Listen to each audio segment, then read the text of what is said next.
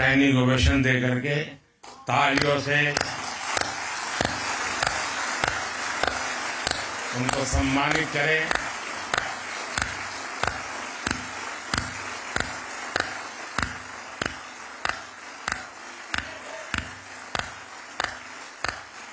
भारत माता की, भारत माता की, भारत माता की। बहुत बहुत धन्यवाद। हर राष्ट्र की विकास यात्रा में कुछ क्षण ऐसे आते हैं जो वर्तमान के साथ ही आने वाली पीढ़ियों को भी परिभाषित करते हैं। आज भारत के लिए ये ऐसा ही क्षण है। हमारी आज की जनरेशन बहुत सौभाग्यशाली है जिसको जल, थल, नभ और अंतरिक्ष में ऐतिहासिक कामों का यश मिल रहा है। कुछ समय पहले मैंने अयोध्या में कहा था कि ये नए काल चक्र की शुरुआत है। इस नए काल क्षेत्र में ग्लोबल ऑर्डर में भारत अपना स्पेस लगातार बड़ा बना रहा है और ये हमारे स्पेस प्रोग्राम में भी साफ साफ दिखाई दे रहा है। साथियों, पिछले वर्ष भारत वो पहला देश बना जिसने चंद्रमा के साउथ पोल पर तिरंगा फहराया।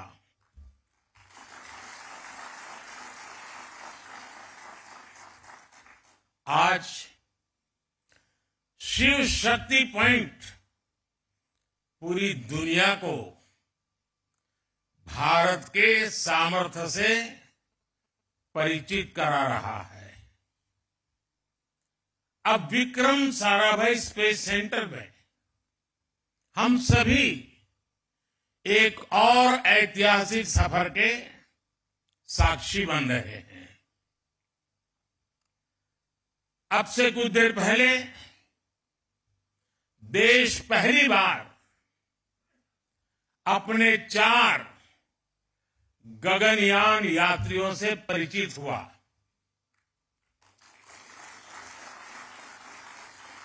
ये सिर्फ 4 नाम और 4 इंसान नहीं है, ये 140 करोड़ एस्पिरेशंस को स्पेस में ले जाने वाली 4 शक्तियां हैं।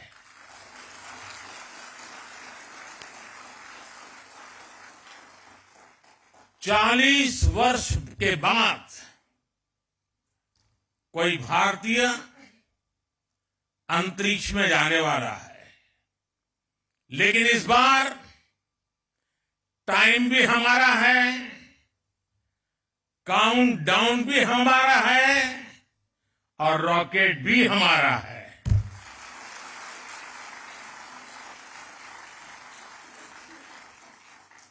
मुझे खुशी है कि आज इन एस्ट्रोनॉट से मिलने, उनसे बातचीत करने और उन्हें देश के सामने प्रस्तुत करने का सौभाग्य मुझे मिला।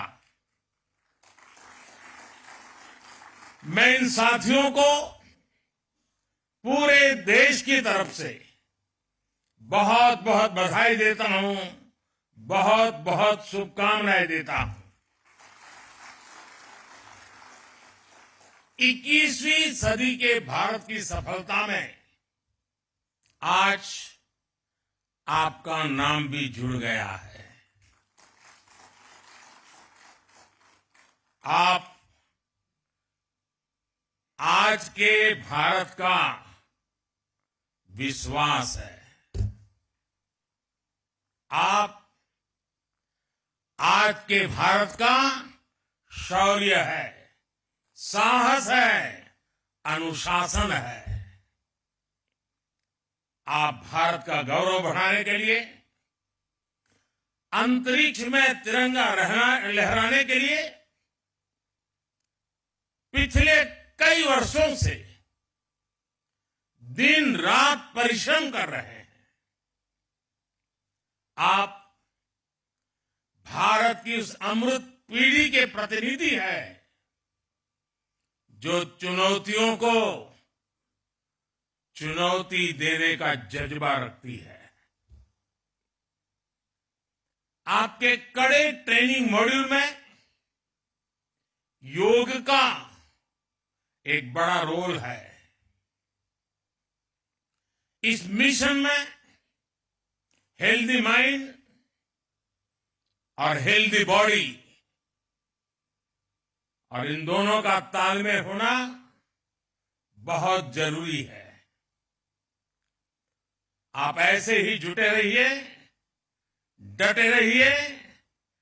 देश का आशीर्वाद आपके साथ है। देश की शुभकामनाएं आपके साथ है।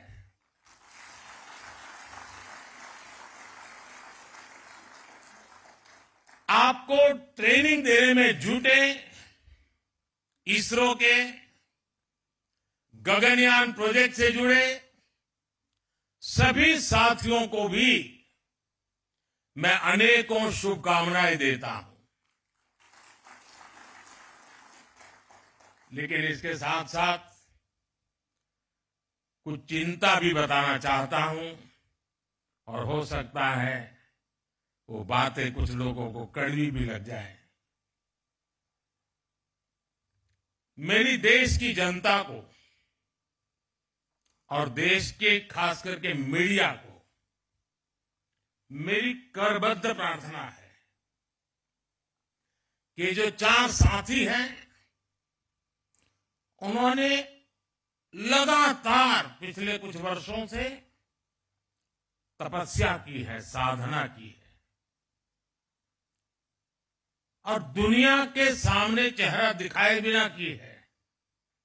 लेकिन अभी और भी बहुत कुछ करना बाकी है। अब उनको बहुत कठिन कसौटियों से गुजरना है। उनको अभी और अपने शरीर को, मन को कसना है।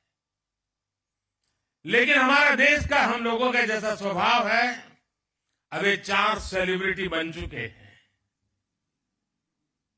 अब वो कहीं चाहते होंगे, कोई ऑटोग्राफ लेने के लिए दौड़ेगा। अब उसको सेल्फी भी चाहिए, फोटो भी चाहिए, ऑटोग्राफ भी चाहिए। अब थोड़ा मीडिया वाले भी डंडा लेके खड़े हो जाएंगे, उनके परिवारजनों के बाल नोच लेंगे। बचपन में क्या करते थे, यहां कैसे गए, टीचर के पास चले जाएंगे, स्कूल में चले जाएंगे।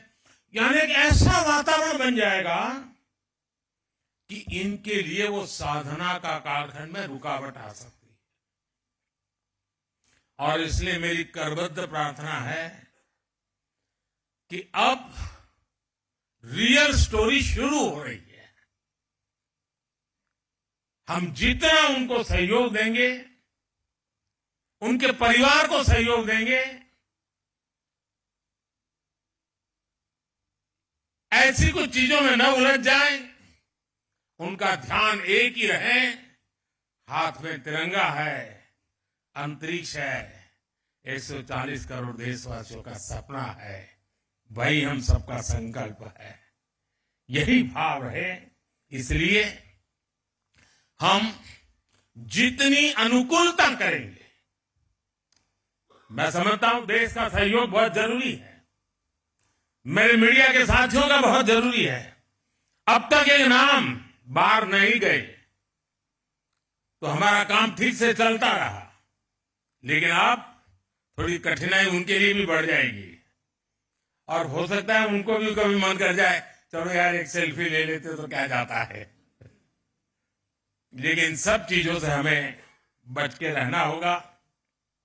साथियों, यहां इस कार्यक्रम से पहले मुझे गगनयान के बारे में भी विस्तार से जानकारियां दी गई, अलग अलग इक्विपमेंट के विषय में जानकारी दी गई, उनके ऑपरेशंस के विषय में बताया गया। मुझे जानकर बहुत अच्छा लगा कि गगनयान में यूज होने वाले ज्यादातर उपकरण मेड इन इंडिया है। ये कितना बड़ा संयोग है कि जब भारत दुनिया की टॉप 3 इकोनॉमी बनने के लिए उड़ान भर रहा है, उसी समय भारत का गगनयान भी हमारे स्पेस सेक्टर को एक नई बुलंदी पर ले जाने वाला है। आज यहां अनेक प्रोजेक्ट्स का लोकार्पण भी किया गया है। इनसे देश का वर्ल्ड क्लास टेक्नोलॉजी के क्षेत्र में सामर्थ्य तो बढ़ेगा ही, साथ ही रोजगार के भी नए अवसर बनेंगे। और साथियों, मुझे खुशी है कि हमारे स्पेस सेक्टर में विमेन पावर, इस विमेन पावर को बहुत महत्व दिया जा रहा है। चंद्रयान हो या गगनयान, महिला वैज्ञानिकों के बिना ऐसे किसी भी मिशन की कल्पना भी नहीं की जा सकती। आज 500 से अधिक महिलाएं इसरो में लीडरशिप पोजीशन पर हैं। मैं यहां मौजूद सभी महिला वैज्ञानिकों, टेक्नीशियंस, इंजीनियर्स की हृदय से सराहना करता हूं। लेकिन इसके कारण पुरुष वर्ग नाराज न हो जाए, उनको तो मिलता ही रहता है अभिनंदन। साथियों, भारत के स्पेस सेक्टर का एक बहुत बड़ा योगदान है जिसकी उतनी चर्चा नहीं हो पाती। ये योगदान है युवा पीढ़ी में साइंटिफिक टेम्परामेंट के बीज बोने का। इसरो की सफलता देखकर कितने ही बच्चों के मन में ये बात आती है कि बड़ा होकर मैं भी साइंटिस्ट बनूंगा। वो रॉकेट का काउंटडाउन, उसकी उल्टी गिनती लाखों लाख बच्चों को प्रेरित करती है। हर घर में कागज के हवाई जहाज उड़ाने वाला जो एरोनॉटिकल इंजीनियर है, वो बड़ा होकर आप जैसा इंजीनियर बनना चाहता है, साइंटिस्ट बनना चाहता है। और किसी भी देश के लिए उसकी युवा पीढ़ी की इच्छा शक्ति बहुत बड़ी पूंजी होती है। मुझे याद है जब चंद्रयान 2 की लैंडिंग का समय था, पूरे देश के बच्चे उस पल को देख रहे थे। उस पल में बच्चों ने बहुत कुछ सीखा। फिर आया पिछले साल 23 अगस्त का दिन। चंद्रयान की सफल लैंडिंग ने युवा पीढ़ी को एक नए जोश से भर दिया। इस दिन को हमने स्पेस डे के तौर पर मान्यता दी है।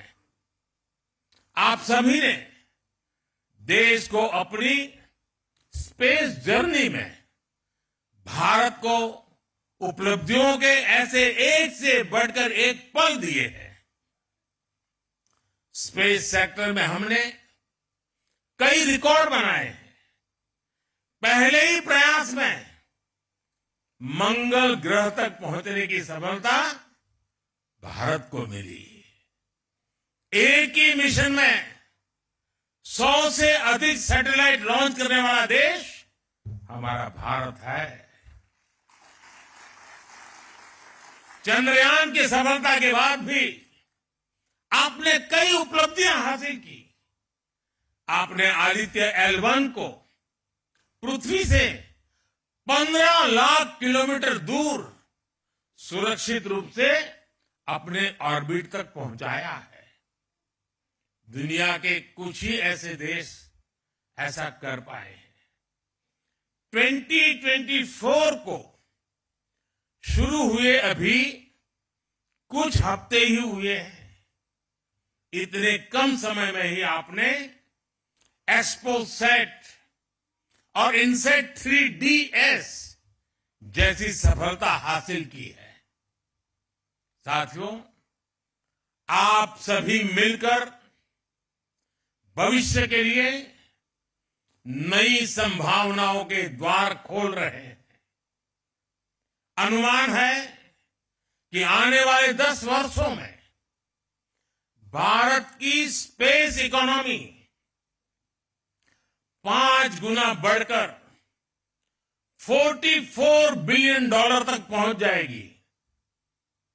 स्पेस के क्षेत्र में भारत एक बहुत बड़ा ग्लोबल कॉमर्शियल हब बनने जा रहा है।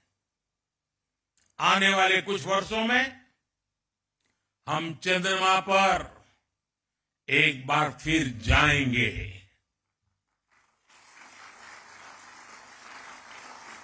और इस सफलता के बाद हमने अपने लक्ष्य और ऊंचे कर लिए हैं।